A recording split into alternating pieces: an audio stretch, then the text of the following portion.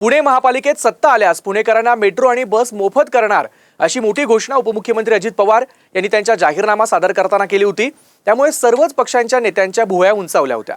अशातच अजित पवारांच्या या घोषणेवर काल पुण्यातील मुलाखतीतून मुख्यमंत्री देवेंद्र फडणवीस यांनी अजित पवारांच्या घोषणेची खिल्ली उडवली। किमान लोकांचा विश्वास बसेल अशा गोष्टी बोलाव्यात अशा शब्दात देवेंद्र फडणवीसांनी टोला लगावलाय। पुण्यातून उडणारी जेवढी विमानं आहेत त्या विमानांमध्ये महिलांना तिकीट माफ केलं पाहिजेत असं मी जाहीर करणार होतो। अनाउन्स करायला आपल्या बापाचं काय जातंय असं म्हणत फडणवीसांनी अजित पवारांना निशाणा साधलाय। यावरून खासदार संजय राऊत यांनीही अजित पवारांवर टीका केली आहे। फक्त पुण्यात का मुंबईत देखील मोफत करा असं आवाहन राऊतांनी केलंय। अजित पवार थापा मारत असतील तर ते आवरा असा टोलाही राऊतांनी लगावलाय। अजितदादांचा विषय निघालाच आहे तर अगदी हल्लीच त्यांच्या एका भाषणात ते असं म्हणाले की मेट्रोचं तिकीट मोफत केलं पाहिजे। तर हे खरंच शक्य आहे का?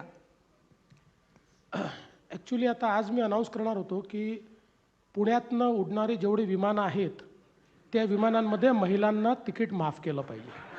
अनाऊन्स करायला काय लागतं? आपल्या बापाचं काय जातं अनाऊन्स करायला?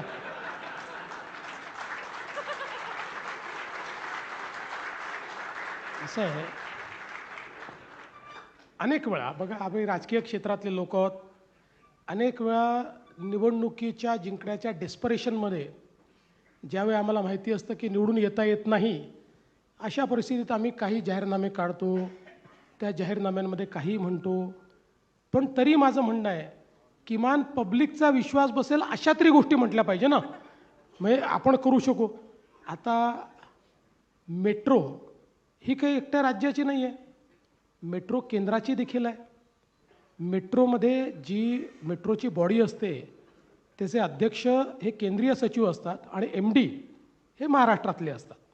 दुसरं, कुठल्याही मेट्रोला ज्यावेळेस आपण त्याचं फेअर फिक्सेशन करतो कायद्याने त्याची फेअर फिक्सेशन कमिटी तयार झाली आहे आणि त्या फेअर फिक्सेशन कमिटीलाच ते अधिकार आहेत, कायद्याने दिले आहेत। म्हणजे उद्या माझ्या मनात आलं की तिकीट माफ करून टाकायचं आहे तरी मला करता येत नाही। ती फेअर फिक्सेशन कमिटी सांगते इतका खर्च आहे, ऑपरेशनल तरी खर्च निघाला पाहिजे। समजा जर हा खर्च या ठिकाणी तुम्ही काढणार नसाल आणि कन्सेशन द्यायचे असतील तर तुम्ही कुठनं पैसे देणार आहे सांगा। आणि म्हणून ज्या गोष्टी आपल्या हातातच नाहीत त्या गोष्टींची आश्वासनं। आणि मी तुम्हाला एक सांगतो, मी पुणेकरांना जवळून ओळखतो। पुणेकर जे आहेत हे वेळेवर टॅक्सेस भरणारे लोक आहेत। आता तो ऑनलाईनचा जमाना आहे, पण मी ते देखील बघितलेलं आहे की जेव्हा एकमेव शहर की ज्या शहरामध्ये लाईन लावून टॅक्सेस भरणारे, लाईन लावून विजेची बिलं भरणारे ते केवळ या पुण्यामध्ये बघितलं आहे। पुणेकरांना मोफत नको आहे, पुणेकरांना रिलायबल आणि डिपेंडेबल हवं आहे। पुणेकरांना उत्तम अशा प्रकारचे मेट्रोची सेवा, उत्तम अशा प्रकारची बसची सेवा हवी आहे। या सगळ्या सेवा चांगल्या झाल्या पाहिजेत ही पुणेकरांची अपेक्षा आहे। त्याकरता जो काही मिनिमम खर्च आहे तो पुणेकर देतील। म्हणून मला असं वाटतं की म्हणजे हे जे आश्वासन आहे ते आश्वासन आहे हे पुणेकरांनी समजलं आहे। जे पूर्ण होऊ शकत नाही हे त्यांना माहिती आहे, पण पुणेकरांची त्याच्यावर नाराजी नाही, कारण त्यांना माहिती आहे की त्या ठिकाणी ते निवडून येणार नाही आहेत। काल अजित पवारांनी एक घोषणा केली त्यांच्या जाहीरनाम्यात, सुप्रिया सुळे यांच्याबरोबर महापालिका जर त्यांच्या ताब्यात आली तर ते पुण्यात मेट्रो आणि बस सेवा मोफत करणार। हे कोण म्हणत आहे? अजित पवार, डेप्युटी CM, आणि त्याच्यावरती CMने टीका केली। माझं अजित पवारांना आव्हान आहे, आपण राज्याचे अर्थमंत्री आहात,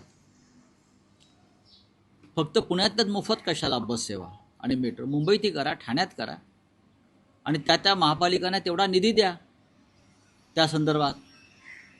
पुण्यामध्ये तुम्ही जर मोफत करणार असाल तर या महाराष्ट्रातल्या प्रत्येक शहरातल्या नागरिकांना तो अधिकार आहे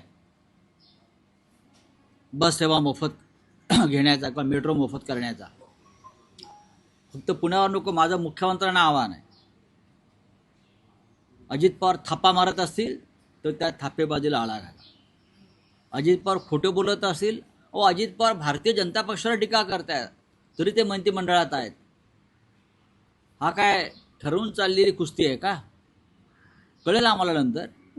पण मोफत बस सेवा आणि मेट्रो सेवा जर पुण्यात करणार असाल तर मग मुंबईच्या जनतेचा अधिकार सुद्धा तो आहे मागण्याचा। मुंबई महानगरपालिकेचा, ठाणे महानगरपालिकेचा, कल्याण डोंबिवलीचा, सगळ्यांना द्या तुम्ही, अख्ख्या महाराष्ट्राला द्या।